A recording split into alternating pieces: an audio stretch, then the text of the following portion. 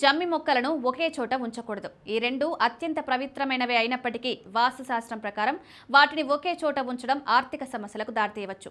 జమ్మి మొక్కకు శని గ్రహంతో సంబంధం ఉండగా తులసికి విష్ణువుతో సంబంధం ఉంటుంది. అందుకే ఈ రెండు మొక్కల మధ్య కనీసం 10 నుండి 15 అడుగుల దూరం ఉండేలా చూసుకోవాలి.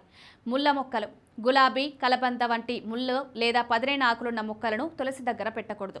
ముళ్ళున్న మొక్కలు ప్రతికూల శక్తిని, దురదృష్టాన్ని ఆకర్షిస్తాయి. ముఖ్యంగా తులసి మొక్క దగ్గర ముళ్ళ మొక్కలను ఉంచడం వల్ల కేతు గ్రహం ప్రతికూల శక్తి పెరుగుతుంది. దీనివల్ల కుటుంబంలో అనవసరమైన ఆందోళనలు, ఆర్థిక ఇబ్బందులు, ఆటంకాలు పెరిగే అవకాశం ఉంది. తులసి మొక్క దగ్గర పాల వంటి తెల్లని ద్రవం వచ్చే జిల్లేడు వంటి మొక్కలను నాటకూడదు. ఇలాంటి మొక్కలు ఇంట్లో ప్రతికూలతను పెంచుతాయి.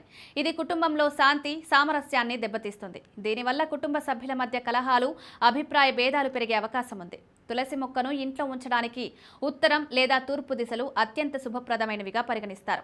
వాస్తు శాస్త్రం ప్రకారం ఈ దిశలలో ఈశాన్య మూల ఉంటుంది. ఇక్కడ సానుకూల శక్తి ప్రవాహం అధికంగా ఉంటుంది. ఈశాన్యంలో తులసిని ఉంచడం వల్ల ఇంట్లో సుఖ సంతోషాలు, అదృష్టం పెరుగుతాయి. తులసిని ఎప్పుడూ చీకటిగా మూసి ఉన్న ప్రదేశంలో లేదా నేలపై నేరుగా పెట్టకూడదు. ఎప్పుడూ ఒక పవిత్రమైన కుండీలో సూర్యరశ్మి, గాలి బాగా తగిలే ప్రదేశంలో ఉంచాలి. చీకటి ప్రదేశాల్లో తులసిని ఉంచడం వల్ల శుభ ఫలితాలకు బదులుగా ఇబ్బందులు మొదలవుతాయి. తులసి మొక్కకు దగ్గరగా శ్రేయస్సును పెంచే, సానుకూలతను అందించే మొక్కలు ఉంచవచ్చు. తులసి మొక్కకు దగ్గరగా మనీ ప్లాంట్, పవిత్రమైన పువ్వులు పూసే మొక్కలను ఉంచడం మంచిది.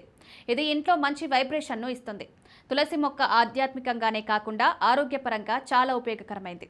దీని ఆకులను ఆయుర్వేదంలో అనేక రోగాలను నయం చేయడానికి ఉపయోగిస్తారు. వీటిలో ఉండే ఔషధ గుణాలు రోగనిరోధక శక్తిని పెంచి జలుబు, దగ్గు వంటి సాధారణ వ్యాధుల నుంచి రక్షిస్తాయి.